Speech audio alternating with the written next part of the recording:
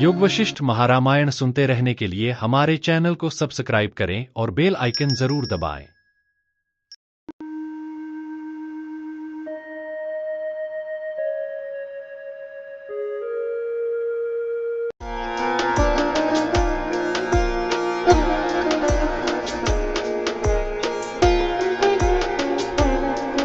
इस भाग में हम जानेंगे कि ब्रह्मा ने इस संसार की रचना कैसे की। ब्रह्मा की सृष्टि कोई भौतिक प्रक्रिया नहीं, बल्कि उनके मन की कल्पना और इच्छा का परिणाम है। उन्होंने सबसे पहले प्रकाश की धारणा की और उसी से उत्पन्न हुआ हिरण्यगर्भ ब्रह्मा का रूप। फिर सूर्य, ऋषि, देवता और संपूर्ण सृष्टि उसी कल्पना से क्रमशः प्रकट हुई। ये सारा संसार ब्रह्मा के मन की शक्ति और संकल्प से निर्मित है, लेकिन ज्ञानी इसे स्थायी या सच्चा नहीं मानते। वे जानते हैं कि यह केवल भ्रम है। ब्रह्मा जब संसार की पीड़ा को देखते हैं तो वे वेद और धर्म का प्रचार करते हैं ताकि जीव मोक्ष की ओर बढ़ सके। अंततः वे फिर अपने आत्म स्वरूप में लीन हो जाते हैं। सृष्टि, पालन और अंत सब कुछ केवल चित्त की गति है। इसीलिए वशिष्ठ कहते हैं, हे राम, संसार को नहीं, आत्मज्ञान को पकड़ो। ये थे भावार्थ सर्ग 58 के। और अब आइए विस्तार से जानते हैं सर्ग 58 योग वशिष्ठ महारामायण स्थिति प्रकरण को। विषयों की निहिसारता, ब्रह्मा के संकल्प से जगत की रचना, ब्रह्मा की निर्वेद से विश्रांति और शास्त्र सृष्टि का वर्णन।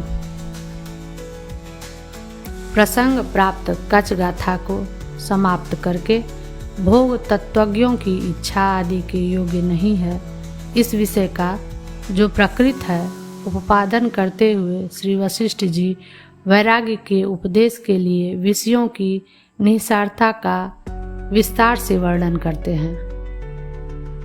श्री वशिष्ठ जी ने कहा, श्री रामचंद्र जी, इस संसार में अन्नपान तथा स्त्री रूप विषयों से जीवा उपस्थ आदि इंद्रियों का जो संसर्ग है, उसके सिवा उत्तम पुरुषार्थ रूप और कुछ भी नहीं है। यह बात श्रुति, स्मृति और पुरुषों के उपदेश से सिद्ध है। यह विचार कर परम पद में आरूढ़ पुरुष इन भोगों की भला क्यों कर वांछा करेगा। भाव यह है कि यहाँ पर वांछा के योग्य कुछ भी नहीं है। यदि कोई शंका करे कि मोक्ष के समान काम भी पुरुषार्थ ही है, उसकी भी वांछा करनी ही चाहिए, ऐसा कहने वाले के प्रति कहते हैं, जो मूढ़ असाधु पुरुष कृपणों के सर्वस्व तथा आदि, मध्य और अंत में असत भोगों से संतुष्ट होते हैं, वे निरे पशु पक्षी ही हैं। जो पुरुष लोक में यह सत्य है यों विश्वास को प्राप्त होते हैं, मनुष्यों में गर्दभ रूप उनसे कोई भी प्रयोजन नहीं है। इधर केश है तो उधर रक्त है, यही तो स्त्री का शरीर है। इससे जो संतोष को प्राप्त होते हैं वे कुत्ते ही हैं, मनुष्य नहीं। सारी पृथ्वी मिट्टी ही है, सभी पेड़ काठ ही हैं और शरीर भी मांस के पुतले ही हैं। नीचे पृथ्वी है, ऊपर आकाश ही है। भला बतलाइए तो सही, सारभूत पदार्थ क्या है जो सुख के लिए हो। सब लोक व्यवहार इंद्रियों के स्पर्श के अनुसार होने वाले, विवेक के तत्व में बाधित होने वाले और बिना विचारे ही भले लगने वाले हैं। जैसे ज्वाला के अंत में काजल स्थित रहता है, वैसे ही सब सुखाशा का विषयों के लाभ से अथवा अलाभ से अंत होने पर पाप, विषय आदि की कलुषता और वियोग, विषाद आदि से होने वाला दुख भी वर्तमान काल के सुख के समान ही रहता है, उत्पन्न और विनष्ट होने वाली। अतएव अनित्य मन और इंद्रियों से उत्पन्न सब संपत्तियां गजराज से कुचली हुई लताओं के तुल्य छीन हो जाती है। कांता आदि का भोग केवल अनित्य ही नहीं है किंतु अभेद्य नरक रूप भी है। हड्डियों के समूह में देह नाम वाला पुरुष रक्त और मांस की पुतली का यह मेरी प्रेयसी है, इस बुद्धि से सादर आलिंगन करता है। यह मोहक काम का क्रम है। यह सब अज्ञानियों की दृष्टि में सत्य और स्थिर है, अतएव यह अज्ञानी की दृष्टि के लिए होता है। किंतु हे श्री रामचंद्र जी, ज्ञानी की दृष्टि में अस्थिर और असत्य यह सब उनकी तुष्टि के लिए नहीं होता है। यह जो विषैली भोग तृष्णा है वह भोग न करने पर भी विष के तुल्य मूर्छा पैदा करती है। भोग करने पर तो वह क्यों नहीं करेगी। उस भोगास्था का त्याग करके स्वात्म एकत्व पद को प्राप्त होइए। जब यह चित्त अनात्ममय रूप से स्थिति को प्राप्त हुआ तभी यह असन्मय जगत जाल उत्पन्न हुआ। यदि शंका हो कि हमारे चित्त की स्थिति के अनुसार देहादि जगत उत्पन्न हुआ है, फिर आप कैसे कहते हैं कि ब्रह्मा के संकल्प से उत्पन्न हुए जगत को ब्रह्मा के मन का अनुसारी ही होना चाहिए। इस पर कहते हैं, जैसे सोने, चांदी, नीलम आदि की दीवारों पर पड़ा हुआ सूर्य आदि का प्रकाश तत् आधार के अनुरूप अपने स्वरूप की कल्पना करता है, वैसे ही ब्रह्मा के मन ने हम लोगों के वासना कर्म आदि के अनुसार संकल्प करने से जगत की कल्पना कर रखी है। प्रसंगवश श्री रामचंद्र जी ब्रह्मा के मन के जगत कल्पना क्रम को पूछते हैं। श्री रामचंद्र जी ने कहा, हे ब्राह्मण, हे महामते, पूर्व उपासक का मन पहले के व्यष्टि अभिमान को समष्टि आत्मता की अतिशय भावना से उत्पन्न दृढ़ संस्कार द्वारा छोड़कर समष्टि सिद्धि रूप विरंची का पद प्राप्त कर कार्यभूत ब्रह्म बनकर इस जगत को क्रमशः कैसे सुघन अर्थात 4 प्रकार के प्राणियों के समूह से निबिड़ बनाता है। श्री वशिष्ठ जी ने कहा, हे श्री रामचंद्र जी, कमल कोश रूप विस्तार से उठ करके सर्वप्रथम बालक ब्रह्मा जी ने ब्रह्म शब्द का उच्चारण किया, इसलिए वह ब्रह्मा कहे जाते हैं। उत्थान रूप जगत की कल्पना के बाद सकल कल्पात्मक मनों के समष्टि रूप एवं अपने ही मन से चतुर्मुख आकृति की कल्पना किए हुए ब्रह्मा के संकल्प ने आगे की सृष्टि में उद्यम किया। सूर्य आदि प्रकाश के अधीन सब व्यवहार है, अतः पहले आदित्य की सृष्टि को कहने की इच्छा से श्री वशिष्ठ जी सूर्य के उपादान भूत सारे आकाश में व्याप्त तेज की सृष्टि कहकर उसी तेज का वर्णन करते हैं।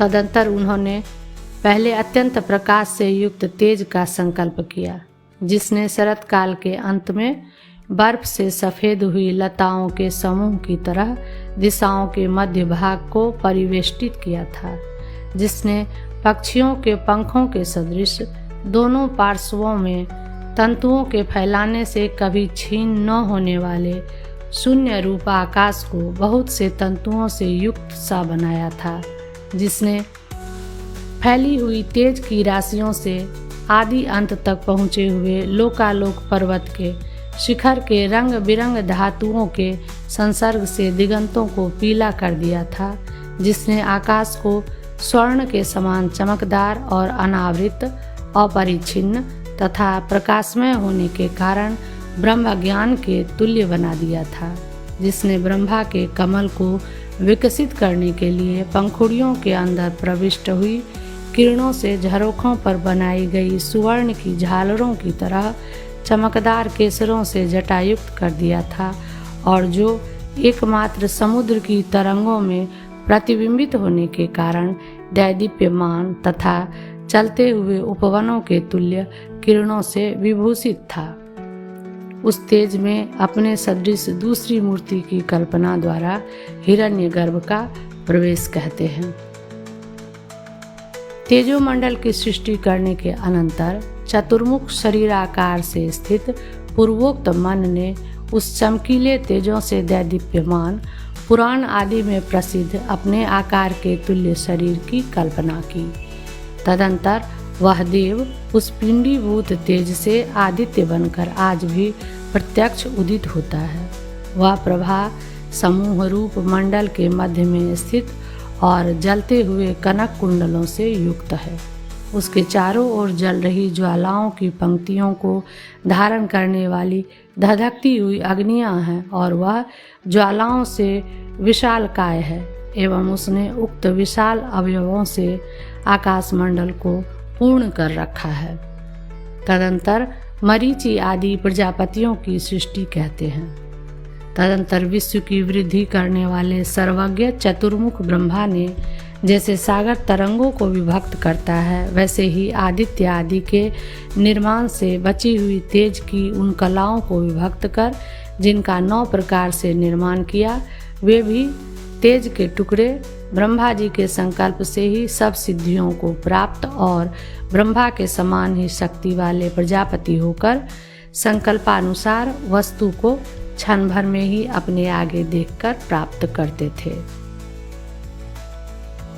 उनसे देव, दानव, यक्ष, राक्षस, मनुष्य आदि की सृष्टि का प्रवाह कहते हैं। वे प्रजापति जिन जिन का पुत्र, पौत्र आदि परंपरा से और देव, दानव आदि जाति भेदों से विविध प्रकार एवं व्यक्ति भेद से बहुत भूत गणों का संकल्प करते थे, उनको प्राप्त करते थे। उन भूतों में आगे मैथुन सृष्टि का प्रवाह दर्शाते हैं। उन भूतों में बहुत से औरों का, उनमें औरों का संकल्प करते हुए उनको प्राप्त करते थे। तदंतर यज्ञ आदि कर्मों की प्रवृत्ति दिखलाते हैं। तदंतर वेदों का स्मरण कर फिर बहुत से यज्ञों के गुण और क्रम का स्मरण कर ब्रह्मा ने जगत रूपी घर के लिए मर्यादा की कल्पना की। इस प्रकार मन विशाल शरीर वाले ब्रह्मा का रूप धारण करके इस दृश्य सृष्टि का विस्तार करता है, जो प्राणियों की परंपरा से ठसाठस भरी है। समुद्र, पर्वत और वृक्षों से पूर्ण है, लोकोत्तर क्रम से युक्त है। मेरु भूमंडल दिशा के मंडल से जिसका मध्य भाग जटिल है एवं जो सुख दुख, जरा, जन्म, मरण आदि शारीरिक क्लेशों से और मानसिक क्लेशों से भी यह संसार सर्वथा हेय है, यह इस तरह बोधित हुई है। राग और द्वेषमय होने के कारण उद्वेग युक्त है और सत्व, रज और तम इन तीनों गुणों से रची गई है। यदि कोई शंका करे कि सब व्यवहार ब्रह्मा के मन से रचे गए हैं, ऐसी अवस्था में यज्ञ आदि शारीरिक कर्म हैं और उपासना आदि मानसिक हैं। इस व्यवस्था में क्या हेतु है? ब्रह्मा से उत्पन्न हुई मनोवृत्तियों से अथवा हाथों से जो वस्तु जैसे देखने और प्राप्त करने योग्य पहले माया द्वारा कल्पित हुई, वह सब वैसे ही आज भी दिखाई देती है और पाई जाती है। ब्रह्मा के संकल्प अनुसार ही और लोगों की भी यह शारीरिक है और यह मानसिक है, ऐसी कल्पना नियत है, उससे भिन्न अन्य की कल्पना नहीं हो सकती, यह भाव है। समष्टि दृष्टि से सब भूतों में और व्यष्टि दृष्टि से अथवा एक जीववाद से कुछ लोगों में स्थित मन ही चित्त में स्थित संसार का संकल्प करता है और परब्रह्म का साक्षात्कार भी करता है। इस प्रकार का जगत संबंधी मिथ्या मोह स्थिरता को प्राप्त हुआ है। संकल्प करने वाले स्वयं मन ने ही शीघ्र उसकी कल्पना की है। संकल्प से ही सब जगत की क्रियाएं उत्पन्न होती हैं और संकल्पवश ही नियति के अधीन देवता लोग उत्पन्न होते हैं। इस प्रकार सृष्टि के विस्तार का वर्णन करके सृष्टि की निवृत्ति और शास्त्र के निर्माण में कारण कहने के लिए भूमिका बांधते हैं।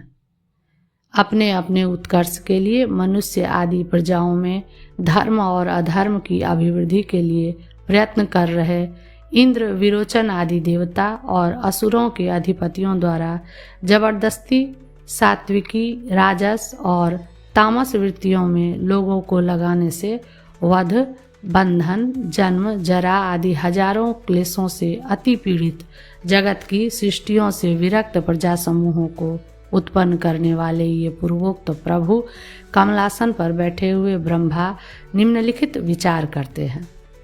मन के संकल्प मात्र से व्यष्टि जीवोपाधिभूत जो विचित्र चित्त उत्पन्न हुआ और जो उसके उपभोग के लिए व्यवहार रूप विकार से युक्त विशाल भुवन आदि की सृष्टि, जो रुद्र, विष्णु और महेंद्र से युक्त है, पर्वतों से और सागरों से व्याप्त है, जिसका मध्य भाग पाताल, अंतरिक्ष, पृथ्वी, दिशा और स्वर्ग मार्ग से आकीर्ण है, यह सब मैंने अपना संकल्प समूह ही चारों ओर विस्तृत किया है।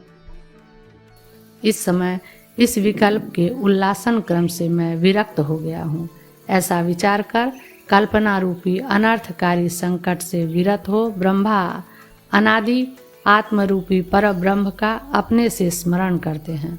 उस परमात्मा को स्मरण मात्र से प्राप्त कर जहाँ चारों ओर एकमात्र उन्हीं का प्रकाश है, मानस व्यापार रहित यानी सप्तम भूमिका रूप उस पद में शांत आत्मा वाले ब्रह्मा सुखपूर्वक ऐसे स्थित होते हैं जैसे थका हुआ पुरुष भली भांति बिछाए हुए बिछौने पर स्थित होता है। ममता रहित, अहंकार शून्य, अतएव परम शांति को प्राप्त हुए क्षोभ रहित ब्रह्मा निश्चल सागर की तरह अपनी आत्मा से आत्मा में स्थित होते हैं। किसी समय एकाकार वृत्ति की धारणा में आग्रह रूप ध्यान से भगवान ब्रह्मा स्वयं ऐसे विरत होते हैं जैसे जल की निश्चलता रूप सौम्यता से समुद्र विरत होता है। तब वे सुख दुख से युक्त सैकड़ों आशापाशों से बंधे हुए राग, द्वेष और भय से पीड़ित संसार का विचार करते हैं। फिर दया से आक्रांत चित्त वाले वे प्राणियों के कल्याण के लिए अध्यात्म ज्ञान से भरे हुए गंभीर अर्थ वाले बहुत से शास्त्रों की रचना करते हैं। वेद वेदांग के ग्रहण की, संग्रह की और पुराण आदि अन्य शास्त्रों की सब जीवों की मुक्ति के लिए रचना करते हैं। फिर पूर्वोक्त सप्तम भूमिका रूप परम पद को पाकर सृष्टि विक्षेप रूप परम आपत्तियों से छुटकारा पाए हुए ब्रह्मा मंथन दंड रूप मंदराचल से छुटकारा पाए हुए सागर के समान स्वस्थ और शांतात्मा होकर स्थित होते हैं। कमलासन में स्थित हुए ब्रह्मा जगत की चेष्टा को देखकर और जगत की मर्यादा को ठीक कर फिर आत्मा में स्थित हो जाते हैं। किसी समय सब विकल्पों से हीन स्वेच्छा मात्र से केवल लोगों के अनुग्रह के लिए ही लोक के सदृश कार्य करते हुए स्थित होते हैं। तब तो समाधि काल में उनकी सरलता, सृष्टि संहार आदि के समय उस सरलता का त्याग, देह आदि का ग्रहण, सृष्टि के रूप से अनेक होना, व्युत्थान काल में चेतन होना, पद में स्थित, अन्यत्र स्थिति, यों विविध प्रकार के भावारंभों से युक्त चित्त वृत्तियों में अज्ञानी के तुल्य ही विषमता हुई। ऐसी आशंका कर क्रमशः उक्त शंकाओं का परिहार करते हैं। ब्रह्मा को समाधि काल में न ऋजुता होती है, न सृष्टि और संहार काल में उसका त्याग होता है, न देहादि का ग्रहण होता है, न सृष्टि रूप से अनेकता होती है, न व्युत्थान के समय चेतनता होती है और न कमल पर स्थिति तथा अन्यत्र अस्थिति होती है। सब भावों का आरंभ करने वाले ब्रह्मा सब वृत्तियों में समान और परिपूर्ण सागर के समान आकार वाले मुक्त रूप होकर स्थित रहते हैं। किसी समय संपूर्ण संकल्पों से रहित अपनी स्वेच्छा से केवल लोगों के अनुग्रह के लिए ही वे प्रतिबद्ध होते हैं। हे महामते, जो मैंने आपसे कही यह परम पवित्र ब्रह्म स्थिति है। प्रजापतियों की मानसिक सृष्टि पहला विध्यनीक ब्रह्मा आदि का दल है, क्योंकि प्रजापतियों को संकल्प से सिद्धियां प्राप्त हैं एवं ज्ञान और योग रूप ऐश्वर्य स्वयं ही उन्हें ज्ञात है। मैथुन सृष्टि में भी देव, गंधर्व, यक्ष आदि के सात्विक होने के कारण एक बार के उपदेश से ज्ञान रूप ऐश्वर्य को प्राप्त हुआ। देवानिक देवता का दल मध्यम है। मनुष्य आदि तो रजोगुण और तमोगुण से ग्रस्त है। हजारों प्रयत्नों से उन्हें ज्ञान रूप ऐश्वर्य प्राप्त हो सकता है। अतएव नरानीक मनुष्यों का दल अधम है। यों तीन अनिकों का विभाग अपने मन में रखकर उनकी अपने कारण से प्राप्त चित्त शुद्धि के अनुरूप ज्ञान के ब्रह्म प्राप्ति को पृथक पृथक दर्शाते हैं। पूर्वोक्त इस सात्विक ब्राह्म स्थिति को विद्यानिक और सुरानिक भी प्राप्त हो। उन पूर्वोक्त तीन अनिकों में अर्थात दलों में पहला अनिक मानस उपासना का फल होने के कारण एकमात्र मन से उत्पन्न होने वाला है। अतएव सूक्ष्म होने से उसकी प्राप्ति में विशेषता कहते हैं। चूंकि पहला दल चिद्रूप सब सृष्टियों के ऊपर स्वरूप ब्रह्माकाश में ब्रह्मा के मन से कल्पित फल के समान मन का फल होकर पहले उत्पन्न होता है, अतः वही स्वतः सिद्ध ज्ञान रूप ऐश्वर्य से पहले ब्रह्मत्व को भली भांति जानकर उसको प्राप्त करता है। दूसरा दल औषधि पल्लवों के विकारभूत सोमरस घृत दूध से सिद्ध होने वाले कर्म का फल है, अतः उनका परिणाम होने के कारण प्रथम दल की अपेक्षा स्थूल होने से उसे उपदेश मात्र से ब्रह्म प्राप्ति होती है। यों विशेषता दिखलाते हैं। प्रजापतियों की और औषधियों की सृष्टि होने पर जो देवानीक रूप दूसरी पहले की अपेक्षा न्यून कल्पना उदित होती है, वह पहले चंद्रमा की कला रूप से आकाश और वायु का अवलंबन करके औषधि पल्लवों में प्रवेश कर सोम घृत और दूध रूप से अग्नि में हवन होने पर सूर्यमंडल में अमृत के आकार से परिणत हो प्रजापति आदि से उपभुक्त होती है। उनके उपभोग के अनंतर उनके वीर्य रूप से परिणत हुई मैथुन द्वारा कोई इंद्र आदि सुरता, कोई कुबेर आदि यक्ष योनिता को प्राप्त होती है। वह सात्विकी होने से मनुष्य आदि की अपेक्षा पहले प्रजापतियों के अनुग्रहपूर्ण उपदेश आदि से ज्ञान ऐश्वर्य संपत्ति द्वारा अभ्युदित होती है, इसलिए पहले ही वह ब्रह्मत्व को प्राप्त होती है। तो क्या सब देवताओं की मुक्ति होती है? इस पर नहीं, ऐसा कहते हैं। देवताओं में अथवा मनुष्यों में उत्पन्न हुआ जो व्यक्ति ज्ञान वैराग्य से संपन्न अथवा भोग लंपट जिस जीव की मैत्री आदि से संगति करता है, वह उसकी संगति से शीघ्र वैसे गुण वाला हो जाता है। भोग लंपट पुरुष से संसर्गवश स्वयं भी वैसा होकर उसी जन्म में बंधन को प्राप्त होता है और ज्ञान ऐश्वर्य संपन्न पुरुष की संगति से स्वयं भी ज्ञान वैराग्य संपन्न होकर उसी जन्म में मुक्त हो जाता है।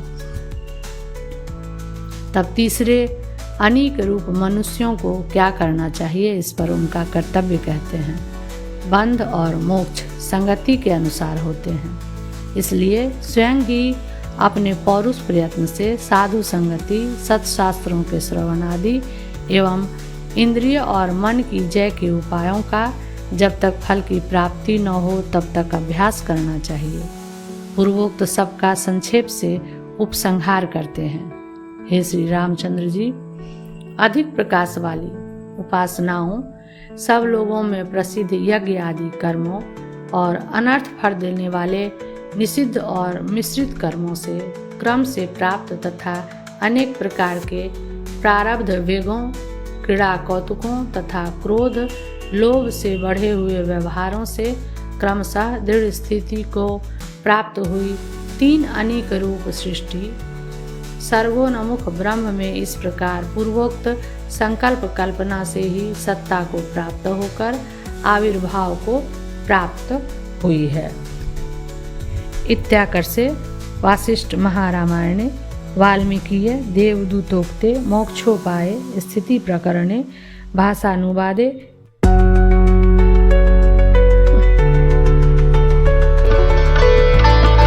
कमलज व्यवहार वर्णन नाम 59तमः